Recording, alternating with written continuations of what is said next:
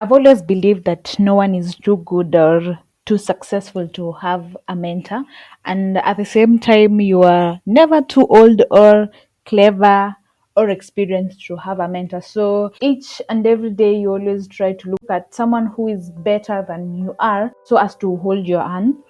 Hello and welcome to yet another episode of the Geospatially Africa podcast, the podcast for the African geospatial community. My name is Opeyemi, and today we will be talking about mentoring, volunteering, and the imposter syndrome with geospatial talent Sharon Omoja. It promises to be an exciting session today, so do well to listen through till the end, as I am sure you won't want to miss any part of it. Sharon is a geospatial data analyst and drone pilot whose contributions to the Women in Geospatial and the Geospatial Network in Africa and East Africa as a whole cannot be overemphasized. So, Sharon is an amazing person who I've had the privilege of interacting with in a few of the networks that we both belong to.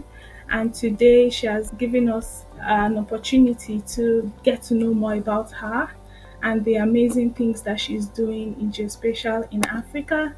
And without further ado, let's jump straight into it. Hi, Sharon. Welcome to today's episode. It's amazing to have you here with us. Hi, Opeyemi.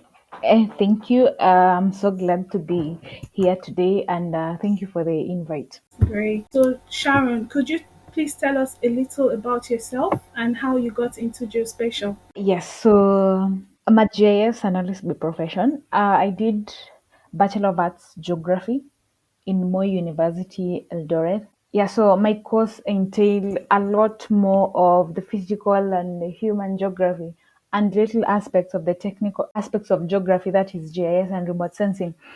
Yeah, so the little aspects of GIS and remote sensing that we were taught, I found that so interesting.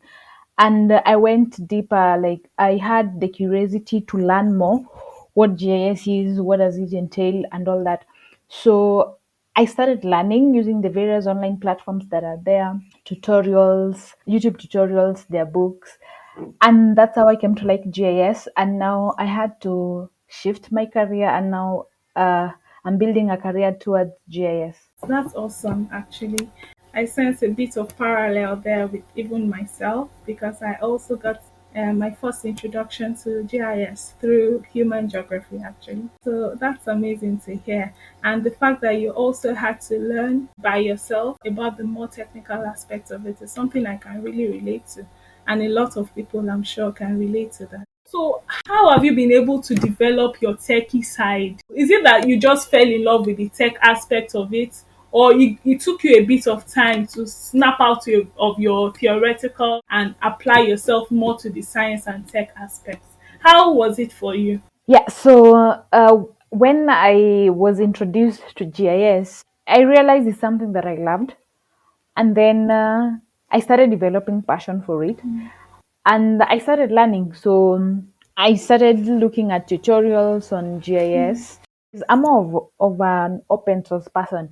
Yeah, so I started learning a lot of QGIS, though I have some knowledge on ArcGIS as well. So I started learning on QGIS. I started learning Python programming for automating GIS processes. And then as I develop the passions, you realize that there is always a skill that you can always integrate in with GIS. So I also developed passion for drones, and I applied to African Drone and Data Academy. I did two applications which were unsuccessful, and I got lucky with the third application. So uh, I did my first level one in certificate in drone and data technology, and we are waiting for the second level.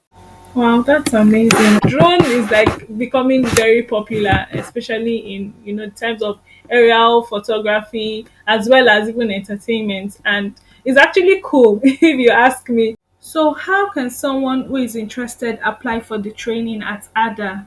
I think the application that was opened is now closed, but it's always good to look at ADDA Malawi, the African Drone and Data Academy website. Yeah, so there are always courses that are always open at specific times. But the certificate in drone and data technology is currently closed. That is for the level one. All right, that's amazing. And I'm sure it's online for somebody like me that I'm in Nigeria. I hope it's something that we can learn from A to Z online. Yes, the level one is online, and then level two is in person, because now level two you get to be trained on how to operate drones. You do a lot of practicals, how to work with propellers, how to do all that. Yeah. So the level one is completely online. Level two is in person. And the great thing is that this is fully sponsored by UNICEF Malawi. Yeah, so you don't have to pay anything for the level one, and even for level two, UNICEF Malawi and ADDA caters for everything for you. Is it only open to people in Malawi or? No, it's open to youths in Africa. It's all about equipping the youth with this technical knowledge. Okay, awesome, awesome. That's always welcome. Let's talk about mentorship and your role with women in geospatial. I know that through your profile, you are very invested in mentoring and also in volunteering. So I would like to also know, and most of our listeners will also like to know, how did you get into mentoring and what platforms helped or pushed you or propelled you into the mentoring platforms that you belong to today? Yeah, so I've always believed that no one is too good or too successful to have a mentor. And at the same time, you are never too old or clever or experienced to have a mentor. So each and every day, you always try to look at someone who is better than you are so as to hold your hand. Yeah, so Women in Geospatial Plus is a professional network that promotes gender equality in the geospatial industry and academia. So what we do is changing the status quo by creating a strong network of women in Geospatial Plus leaders, as well as the change makers. So when I joined Women in Geospatial Plus, there was the mentorship program. So I joined the mentorship program as the mentorship team leads and a mentorship coordinator, and that was when the second cohort of our mentorship program was launched. Yeah, so I've been working with the other team from the Women in Geospatial since last year in September, when the second cohort was launched, until end of July, when we closed our second cohort of the mentorship program. It's actually apt that you mentioned the Women in Geospatial because I also belong to that network and I can attest to the fact that it is an awesome network that has really helped me in my re-entry into the geospatial industry. That's good. Why do you think that there is a need for mentoring women in geospatial? Just so, as I mentioned earlier, that we can't be too good or maybe too successful to have a mentor, because I think all the successful people I've known and have read about have probably been mentored at some point in their lives. And that's why I really emphasize on why mentorship is important, because with mentorship there is an increase in knowledge, because mentors are valuable sources of knowledge, because these are people who are more knowledgeable than you are. So whether in whatever skill that you want to develop, mentors can help you in the increased knowledge of the whatever skills you want to develop. Mentors are also good for personal growth, because mentors look for ways to encourage personal growth in their mentees. That is, once they understand your skills and abilities, they may put you to work on a specific task to see how well you perform. So based on your performance, they might give you another challenge to test you or give you detailed feedback. So with that, there is personal growth that you experience. And then with mentors, there are always unbiased opinions. You know, you can't rely on your friends to tell you the truth, or family members to tell you the truth on what's not working. So with mentors, there is that what we call constructive criticism, because the friends, the family members may hesitate to provide the type of feedback you may need to change in your professional life.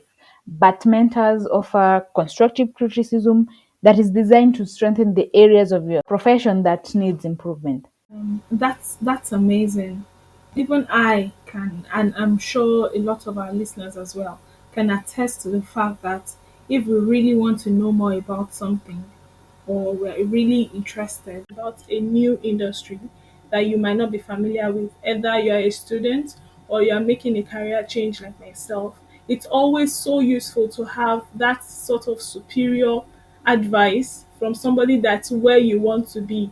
And I think that's what mentoring is all about. And I thank you and a lot of other mentors out there that are really trying to bring up the next generation of professionals on really a solid footing where they know everything about what they should, and they become excellent professionals at the end of the day. So I would like to extend a thank you right now to you and all the mentors out there. Thank you so so much. Yeah. Thank you. So we would also like to, know more about what projects you're currently working on. I know that you are really involved in volunteering as well.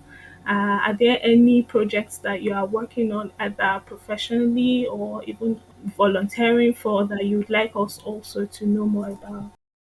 Yeah, so currently, apart from my day to day work, I'm part of the Women in Geospatial Regional Ambassadors. I'm the Sub-Saharan Africa Regional Ambassadors. So, as you understand, the overall purpose for the Women in Geospatial, our mission is to empower, unite, inspire women. And with this, now we are looking to build an inclusive global community that connects, that supports, that empower, and enable all women in the geospatial industry to become strong leaders and change makers. So with this, we came up with the regional ambassadors program. As I mentioned, I am the regional ambassador for Sub-Saharan Africa. So that's one of the things that I'm currently working on. Another one, I'm part of the wider humanitarian OpenStreetMap team community, and I'm volunteering with the training working group, training new members on OSM. Also, we have trainings for intermediate mappers and even advanced mappers. Actually, we had one training today, Introduction to ID. And also, I'm part of community working group where we look to connect the communities, those who are mapping OpenStreetMap. Oh, thank you so much for that. It's been a recurring theme in the geospatial and indeed tech industry that women are not as bold as their male counterparts in showcasing their works and achievements. Considering your work with mentoring women in geospatial and the tech industry, why would you say this is? I mean, what do you feel that might cause this, or this reservation in terms of women showcasing their work? What would you attribute this to? Would you say it's part of the imposter syndrome thing, or you think is more than that? Yeah, so what I can say about this is there is always a social perception around women promoting themselves. And that is one thing that maybe hinders women from celebrating their achievements. And I'd like to mention that as women in geospatial, we always we challenge this social perception around women celebrating their achievements through the LinkedIn weekly profiles for the week. So what we do in the weekly profiles for the week, we always feature one woman every week on Wednesdays, what they've done and all that. So that's what we do to challenge this social perception. Yeah. So what I can say about women showcasing their skills, celebrating their achievements, I think it's all about confidence in women, not only African women, because for many women, confidence is really hard to come by, and not just now. For many generations, women were supposed to keep quiet, and were not supposed to start kicking butts and taking names in businesses. You understand? Like they were not supposed to show that they are better than the men. Yeah. And the other thing is imposter syndrome that you really talked about, because it's a pattern of thinking in which women have always doubted their accomplishment. I think you've always had it being said that when it comes to job applications, women will only apply when they meet 100% of the criteria, but men are going to apply even when they meet 60% of the criteria. Yeah, so there is women always doubt their accomplishment and fear being exposed. Like they always feel they're inferior to everyone else. They don't deserve to be somewhere. They're phony, or they're not supposed to be found out. You understand? Yeah, so I think that's one of the major reasons that women do not come out to celebrate their achievements. That's really true. And even the point you made about applying for jobs is something that I've heard a lot of the time. And I tend to even fall into that category sometimes. And it's okay, it's okay to just apply, just believe in yourself, believe in your Yeah, achievements, put imposter syndrome to shame and apply for that job because you're going to get it. If you don't apply, how would you know that you get it? yeah, sure. And this also applies to a lot of the things that we all do in terms of even the little achievements, the little projects that we might be doing. If you don't put it out there and celebrate it, people won't even, some people that would need that information that you found out or that research that you did, Yeah, they might not even get to use it if you don't put it out there. So it's something that we really need to work on, even as women, and belonging to networks and communities like the Women in Geospatial Plus, that is a global community. It helps you to see parallels between your own work in your locale, as well as something that somebody in, say, Europe is doing. There might even be parallels between it, and you would even feel that okay, you are really contributing, and that's one of the reasons why I for one like community, yeah. and being part of a community like that, and it's open to everyone, which is something I really commend. Like like I said, I'm so in love with the Women in Geospatial network. It's amazing, really. That's good to hear. Yeah, yeah. So, what's your advice for women in the geospatial industry and indeed, in the African geospatial industry? Because, you say something and it's a recurring quote that I've seen in most of your write ups, that your goal is to unite and empower African women in the geospatial industry and provide a supportive environment where we can mentor each other. So, what would your advice be? Yes, what I've always advised is do not stop learning. That is the first thing that I will always advise. Do not stop learning, especially in our industry. It's changing a lot. Maybe today you wake up and you realize there is something new in the field. So do not stop learning. Always stay buoy with the trends in the current geospatial industry, because in this world of internet and all that, there are a lot of platforms where you can learn. There are free courses that are online, there are YouTube tutorials, there are online books that you can learn from. So do not stop learning. That is one thing that I will always encourage. And always strive to improve your skills. Try to be better than the person that you were yesterday. Because for now, just being comfortable with one skill is too risky, because as I said, the geospatial industry is very, very dynamic. So always try to improve on your skills, add more skills to the ones that you have. Another advice that I would like to advise is always ask questions. If you don't know, ask questions. When you ask questions, that's when you find answers, and that's how you learn more. So always ask questions. Awesome, awesome. What do you see that the future might be regarding women's participation in the geospatial industry in Africa as well as globally? What do you see as the future? I envision a future where women participate more in conferences and trainings, because most of the time, most of these conferences, you always realize we have more male participants than women participants. So I like to see women participate more in conferences, seminars, trainings, and also women taking up spaces in machine learning, IoT, data science, and integrating it with GIS. Yeah. And also women stepping up in leadership in the geospatial industry, because we have very few women leaders in the geospatial sector.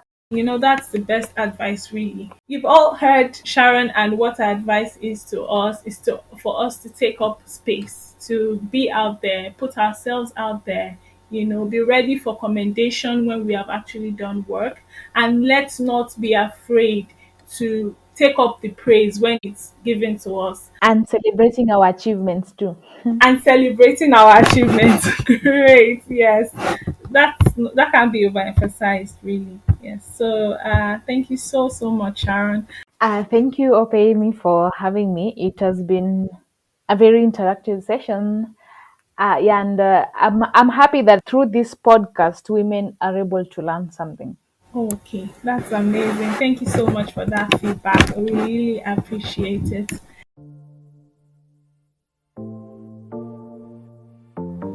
Moving straight on to the news section for this episode. We're starting with QGS Open Day, which happened again on the 27th of August. And for the month of August, the theme was focused on awesome trends in QGIS. Speakers talked about anything from mapping sewage collection networks to creating 3D models for QGIS using ODM. And as usual, the YouTube recording will be linked in the show notes in case you missed it. It was quite awesome, actually. Moving on, free Phosphor-G conference tickets are still available at the link that we posted last episode, but we'll also be linking it in the show notes. So, in case you want to grab either your free tickets to the standalone conference or you want to pick up your tickets to individual webinars and seminars that are paid for, everything is on there and you can easily grab your tickets as soon as possible. Remember that the countdown to Phosphor-G is currently about 26 days and a few hours. So it's coming like very close now. So let's get our tickets so we can enjoy the conference. Also, OSM Africa Monthly Mapathon is again happening on the 4th of September, and this time around, Malawi will be mapped. Remember last month it was Tanzania, this time around it's Malawi, and as usual, we'll be mapping different parts of Malawi and trying to update the OSM for that region. Awesome, awesome, guys. So next up, I'll be talking about the Geosaki GIS Masterclass. It's a GIS Masterclass organized by the Geosaki, that's the regional group of Asia, along with Women in Geospatial Plus. Now, for those of us that don't know already, I belong to the Women in Geospatial Plus network, and this Geosaki is the regional group for the Women in Geospatial Plus for Asia. So they organized a masterclass, GIS masterclass, and for the first time, all female instructors came together to deliver their lectures in various training fields of GIS. So some technical areas that and softwares that were covered during the masterclass include Google Earth Engine, Python for geospatial analysis, WebGIS, AI, disaster map management, and SDGs. And every single lecture was taken by a woman, and that's awesome. That's really awesome.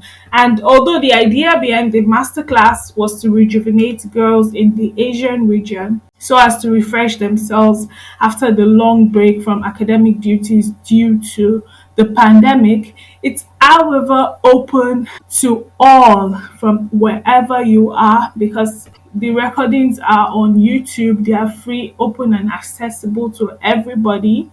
And what's more, the classes are asynchronous, so it means that to facilitate learning at your convenience, you can just go onto their YouTube page and click through and see any of the classes that you're interested in. And thankfully, this session for the masterclass, I was privileged, yours truly, Opeyemi, I was privileged to take the basics of QGIS for beginners in the masterclass, and you can access my class as well as the other awesome classes on the Geosaki YouTube page. I'll be linking the page in the show notes so you can access that and go straight to all those awesome videos.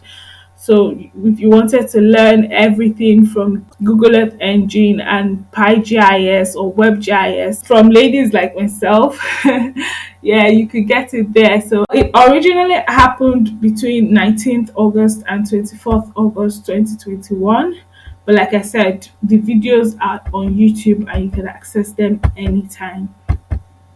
So that'll be all in the news session today. Thank you for joining me through it, and I hope you've learned a thing or two about the awesome activities that happened in the geospatial world this month of August. And that brings us to the end of today's episode. I hope you've had as amazing a time as I have bringing this episode to you. If you did, remember to subscribe on any platform you get your podcast from so you get notified every time a new episode drops.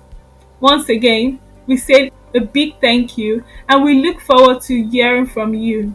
So do shoot us an email at gspatially@gmail.com or a tweet at gspatiallyafrica. We look forward to hearing from you. Bye.